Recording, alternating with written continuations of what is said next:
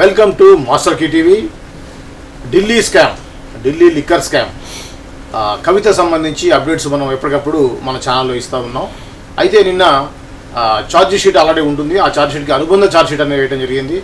So ఆ యొక్క charge sheet ఏంటి, దానికి సంబంధించిన వివరాలు ఏంటి, అలానే ఈ కేసు ఇంకా ఎంతవరకు కాలం ఇలా ప్రొలాంగ్ అవుతూ ఉంటుంది, దానికి బెయిల్ రాకుండా ఎప్పటివరకు ఉంటుంది అనే విషయాల్ని దాసరి విజయన్ గారితో మాట్లాడి తెలుసుకుందాం.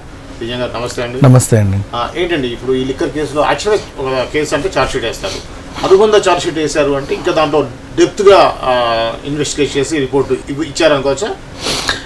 ఆల్రెడీ ఛార్జ్ షీట్ వేసిన తర్వాత ఇప్పుడు ఇచ్చిన అనుబంధ ఛార్జ్ షీట్లోనే 8,000 పేజీలు ఉన్నాయి. లాస్ట్ టైం మనము 18,000 పేజీలు అది ఇది అని చెప్తే చాలా మంది కూడా కామెంట్లు చేశారు, సరిగ్గా చేసుకోండి లెక్క, సరిగ్గా తెలుసుకోండి లెక్క అని. అంటే ఛార్జ్ షీట్ ప్లస్ అనుబంధ ఛార్జ్ షీట్ కలిపితే అన్నీ అయ్యాయి.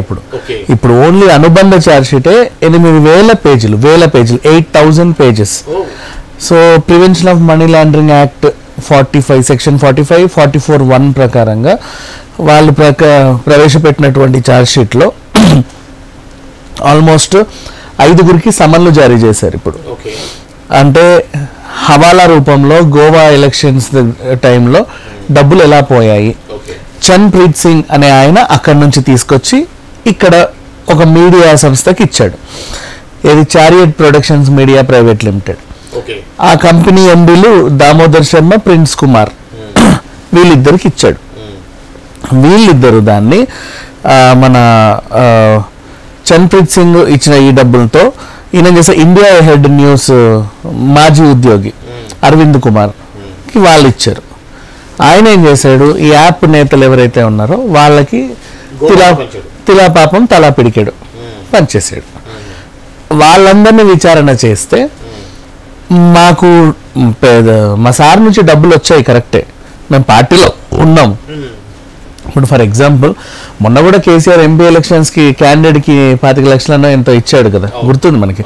ఇస్తారు పార్టీ ఫండ్ లాగానో దేంట్లో పార్టీ అధినేతలాగా మాకు మా సార్ ఇచ్చిండండి, కానీ అవి ఎట్లొచ్చాయి ఏంటి అనేది మాకు తెలియదు, మా సార్ ఇచ్చిన మేము తీసుకున్నాం అన్నట్లుగా వాళ్ళందరూ ఓకే ఓకే ఓకే చేశారు. సో అవన్నీ రాసుకున్నారు 8,000 పేజీలలో. మొత్తం అక్కడ ఒక 27 మంది కార్యకర్తల వాంగ్మూలాలన్నీ తీసుకొని జతపరిచారు. నెక్స్ట్ దాంట్లో చన్ప్రీత్ సింగ్ని మొన్న లాస్ట్ 18th అరెస్ట్ చేశారు. కేజ్రీవాల్ తర్వాత అరెస్ట్ అయిన వ్యక్తి చన్ప్రీత్ సింగ్.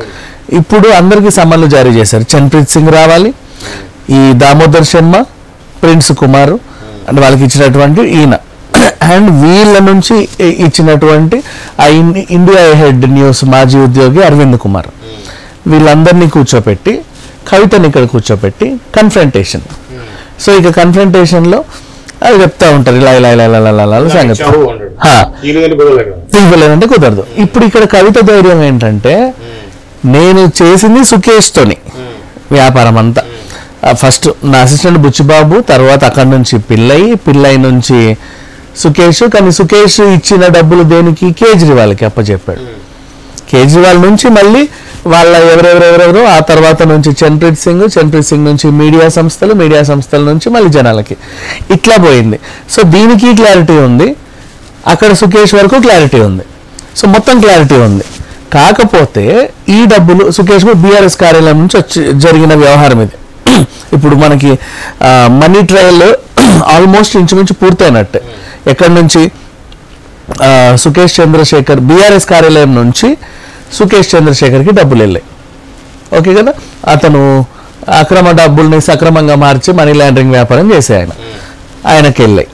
ఆయన నుంచి కేజ్రీవాల్కి, అంటే కేజ్రీవాల్ డైరెక్ట్ ఇట్లా ఇవ్వకపోయినా ఆయన సంస్థల నుంచి అయ్యో అందాయి, అవి డైరెక్ట్ కేజ్రీవాల్ చేతికి వచ్చి చేయి మారకుండా డబ్బుల్ని అటు ఇవ్వండి అని ఈయన ఆదేశం మేరకు అవి ఏమి చన్ప్రీత్ సింగ్ దగ్గరకు వచ్చాయి.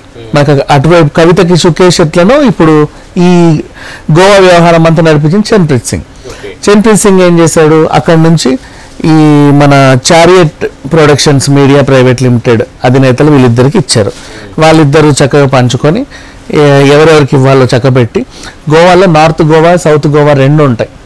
ఓవైపు వీళ్ళు మొత్తం చూసిన తర్వాత, ఫర్ ఎగ్జాంపుల్ వీళ్ళు సౌత్ చూసుకున్నారనుకోండి, మళ్ళీ నార్త్ గోవాకి ఈ మన ఇండియా హెడ్ న్యూస్ ప్రతినిధి ఉన్నాడు కదా, అప్పుడు ఆయన పనిచేసేవాడు, ఇప్పుడు అందులో పనిచేయట్లా అని తీసేశారు. మన అరవింద్ సింగ్ని ఈయన ఇచ్చాడు. So north Goa south Goa యథేచ్ఛగా పంచారు. ఎవరెవరికి ఇచ్చారు? పార్టీ కార్యకర్తలకి చక్కగా పంచుకోండి, బాగుపడండి అని ఎంతో కొంత ఇచ్చారు. వాళ్ళు కూడా చక్కగా ఖర్చు పెట్టుకున్నారు. మరి ఆ ఎలక్షన్లో గెలిచారా లేదా, రిజల్ట్స్ అవన్నీ తర్వాత సంగతి. మొత్తానికైతే ఇది జరిగింది. ఆ కార్యకర్తలందరినీ పిలవగానే అవునండి మాకు వచ్చాయి.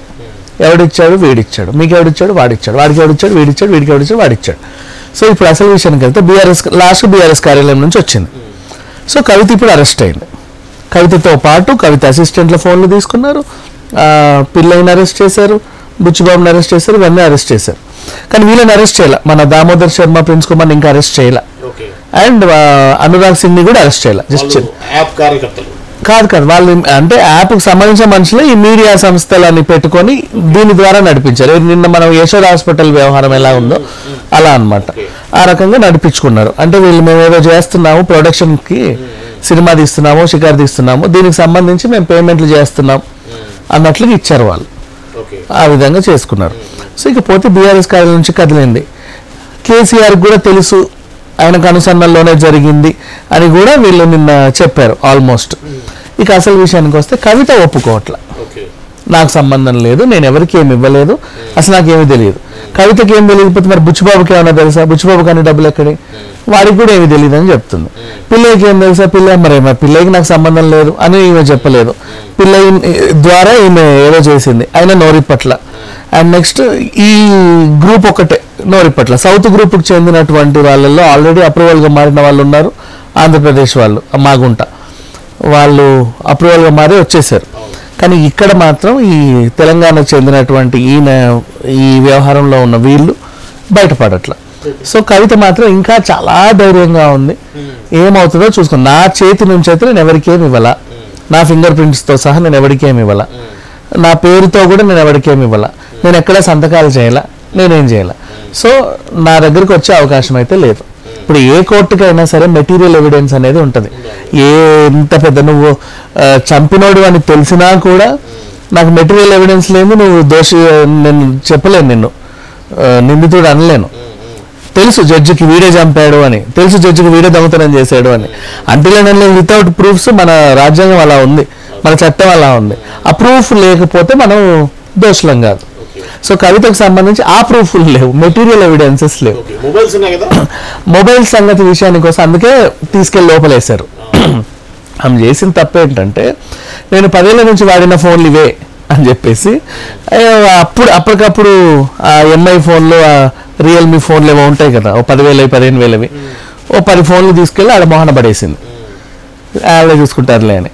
అంటే వీళ్ళు ఆమెకి సంబంధించిన లాయర్లు ఏం చెప్పారు, నువ్వు ఫోన్లు అక్కడ పెట్టు, మేము చూసుకుంటాం మిగతాదంతా, అందులో ఏం లేదు కదా, మిగతాదంతా మేము చూసుకుంటాం.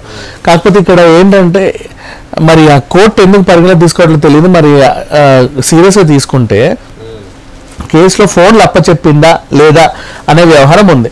అప్పచెప్పింది, దాంట్లో ఏమైనా ఉందా లేదా, ఏమీ లేదు.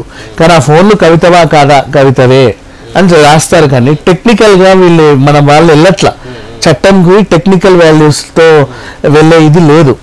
అదేంటో దానివల్ల టెక్నికల్గా వెళ్తే ఆండ్రాయిడ్ సిస్టమ్ ఏంటి, అది ఏ ఇయర్లో రిలీజ్ అయింది, 2008లో కవిత ఈ ఫోన్ వాడింది, 2008లో రిలీజ్ అయిన ఆండ్రాయిడ్ సిస్టమ్ ఈ ఫోన్ అవునా కాదా.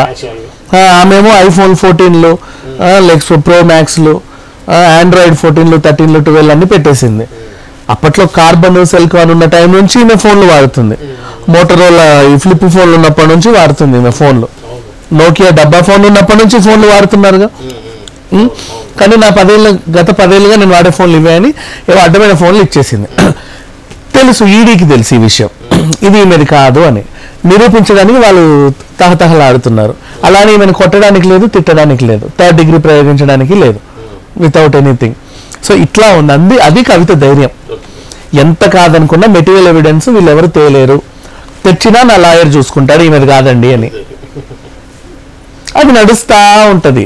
ఒక్కసారి కేసు ట్రయల్కి వెళ్ళింది అనుకో, నడుస్తా 10 ఏళ్ళు. ఆమెకి తొందరగా కేసు ట్రయల్కి రావాలని ఉంది. ఇప్పుడు సమన్లు జారీ చేశారు, తొందరగా ట్రయల్ స్టార్ట్ అయితే బాగుంది. అందుకే మొన్న కేటీఆర్, కేసీఆర్ వీళ్ళందరూ ఎప్పుడు ఎందుకండి ట్రయల్ స్టార్ట్ చేయట్లేదు, ట్రయల్ స్టార్ట్ అయితే బెయిల్ వచ్చేస్తుంది. హ్యాపీగా వస్తుంది, ఇంట్లో కూర్చుంటుంది కదా, తిరుగుతూ ఉంటుంది, అది కూడా పోతా ఉంటుంది. డేట్ల మీద డేట్లు 10 ఏళ్ళైనా 20 ఏళ్ళైనా అంతే ఇంకా జీవితకాలం. అది వీళ్ళ ధైర్యం. కాకపోతే ఈడీ వాళ్ళకి తెలుసు ఈమె చేసింది, కానీ ఎలా నిరూపించాలి, ఏం చేయాలి, మెంటల్ టార్చర్ చేయాలా, ఫిజికల్ టార్చర్ చేయలేము, మెంటల్ ఏమన్నా టార్చర్ చేయాలా, ఇంకెట్లా చేస్తే వస్తుంది, మరి కేసీఆర్ని ఏమన్నా అరెస్ట్ చేస్తే ఏమన్నా ఉంటుందా, అసలు ఈమె దగ్గరే తేల్లా, మళ్ళీ కేసీఆర్ని ఎలా అరెస్ట్ చేస్తాం మేము, అసలు ఏం చేయాలని ఈమె కూడా తలలు పట్టుకుంది. కానీ అందరికీ తెలిసి ఈమె చేసింది అని. ఇది సంగతి.